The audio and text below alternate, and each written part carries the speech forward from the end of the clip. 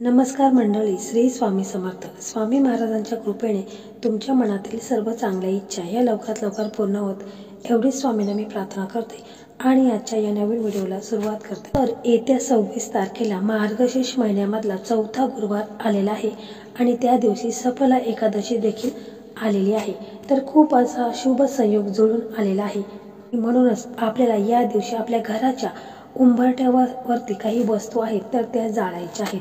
त्यामुळे आपल्या घरामध्ये जी काही नकारात्मकता आहे, लोकांची वाईट नजर आहे, तर ती संपूर्णपणे नष्ट होऊन जाईल आणि यामुळे आपल्या घराची भरभराट होईल. आपल्या मुलांची, पतीची प्रगती अगदी भरभरून होईल. तर या संदर्भात आजचा हा व्हिडिओ आहे. तर व्हिडिओ पाहत असताना व्हिडिओला लाईक करा. त्याचप्रमाणे श्री स्वामी समर्थ किंवा ओम श्री महालक्ष्मी नमो नमः अशी कमेंट करा. तर मार्गशीर्ष महिना देखील आहे आणि त्यामध्ये सफला एकादशी देखील आलेली आहे. तर शुभ असा संयोग हा जुळून आलेला आहे. तर या दिवशी बघा एकादशी देखील आहे आणि महालक्ष्मीचं व्रत देखील, म्हणजे या दिवशी महिला उद्यापन देखील करणार आहेत. तर या दिवशी आपण सकाळी लवकर उठायचं आहे, म्हणजे ब्रह्ममुहूर्तावर उठायचं आहे आणि आपल्या घरामध्ये गंगाजल आहे तर ते थोडंसं त्याचा शिडकाव करायचा आहे. आंघोळ करायची आहे. आंघोळीच्या पाण्यामध्ये थोडंसं गंगाजल किंवा थोडीशी चिमूटभर हळद टाकायची आहे आणि आंघोळ करून घ्यायची आहे. स्वच्छ कपडे घालायचे आहेत. पिवळे कपडे असतील तर पिवळे कपडे घाला. सूर्यदेवांना अर्घ्य द्या. तसंच या दिवशी पिंपळाच्या झाडाची देखील पूजा करायची आहे. आणि आपली तुळशी माता आहे तर या दिवशी आपण तुळशी मातेला जल अर्पण करत नाही, कारण एकादशी असल्यामुळे. तर आपण तिथे एक दिवा लावायचा आहे. त्या दिव्यामध्ये आपल्याला शुद्ध गाईचं तूप टाकायचं आहे आणि एक वात टाकायची आहे आणि त्या दिव्यामध्ये आपल्याला चिमूटभर हळद टाकायची आहे. अशा प्रकारे तुळशी मातेची आपल्याला पूजा करायची आहे. तर अशा या पवित्र दिवशी आपण आपल्या घरातून देखील जी काही नकारात्मकता आहे, वाईट दोष आहे, ते देखील आपण काढून टाकायचे आहे. या दिवशी आपण आपल्या उंबरठ्यावरती या वस्तू आहेत तर त्या जाळायच्या आहे. साधा आणि सोपा उपाय करा, पहा याचा तुम्हाला छान असा अनुभव येईल. तर आपल्याला कोणतेही संकट येत असेल तर ते दूर होईल. घरावर कोणतीही बाधा असेल तर त्याही दूर होतील. आजारपण असेल तर तेही दूर होऊन जाईल. पैसा टिकत नसेल तेही पैसा आपला टिकायला लागेल. घरातील मानसिक स्थिती लोकांची बिघडलेली असेल तर तीही अगदी जागेवर येईल. असा पॉवरफुल अनेकांना लाभ देणारा असा हा उपाय आहे. दर अमावस्या, पौर्णिमा, एकादशी या दिवशी अवश्य करा. या उपायाने घरामध्ये नवचैतन्य नांदणार आहे. घर गोकुळासारखं होणार आहे. घरामधील सर्व व्यक्तींची प्रगतीही होणार आहे. घरामध्ये आपल्या जी काही इडापिडा आहे ती घराच्या बाहेर जाईल. फक्त आपल्याला हा छोटासा आपल्याला एक काम करायचं आहे, हा छोटासा उपाय करायचा आहे. कारण संकट आली की माणूस हा घाबरून जातो. त्याला काही कळत नाही की काय करावे आणि काय करू नये, त्याची द्विधा परिस्थिती होते. तर यावर घाबरून जाऊ नका. आपल्याला हा उपाय करायचा आहे. यावेळेस मार्गशीर्ष महिन्यामधला चौथा गुरुवार आलेला आहे आणि सफला एकादशी देखील आहे. तर आपल्याला उंबरठ्यावरती या 5 वस्तू आहेत तर त्या जाळायच्या आहेत. त्या कोणकोणत्या 5 वस्तू आहेत ते आपण सर्वात अगोदर पाहूया.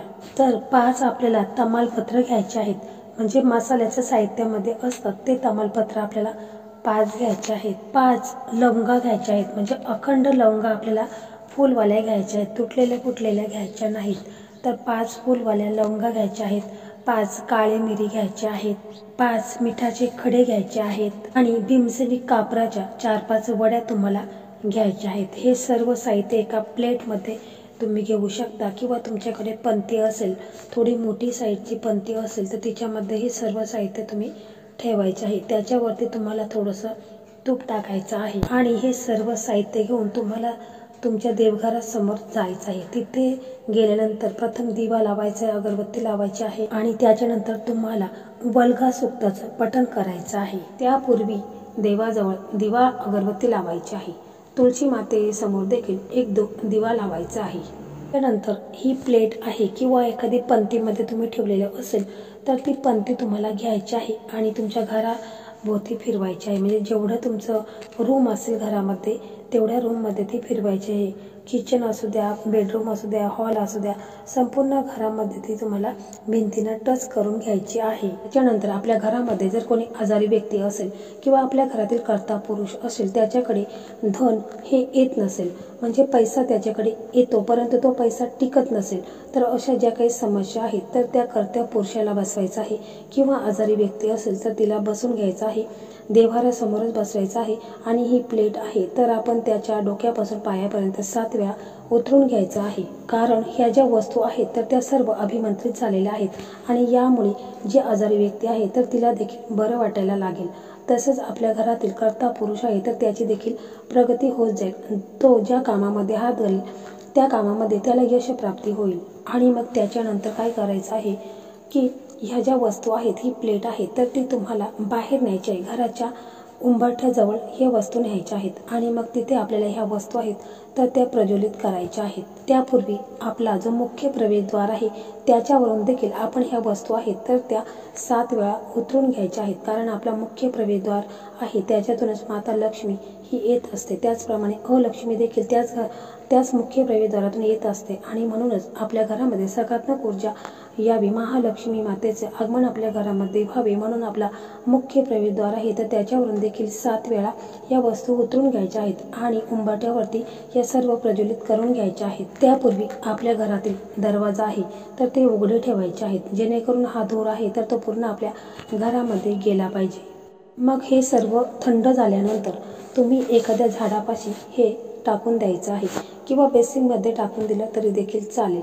त्याच्यानंतर हातपाय स्वच्छ धुवायचे आहेत आणि आपल्या देवघरासमोर बसायचं आहे आणि हात जोडायचे आहेत. श्री हरी विष्णू माता लक्ष्मीला तुम्हाला प्रार्थना करायची आहे की माझ्या घरामध्ये जी काही वाईट लोकांची नजर लागलेली आहे, जे काही दोष आहेत, कोणी काही केलेलं आहे, करणीबाधा केलेली आहे, जी काही नजर दोष आहे किंवा कोणत्याही प्रकारचा पितृदोष असू द्या, ग्रहदोष असू द्या, तर हे संपूर्णपणे नष्ट होऊ द्या आणि यामुळे माझ्या घरात माता लक्ष्मीचं आगमन कायमस्वरूपी राहू द्या.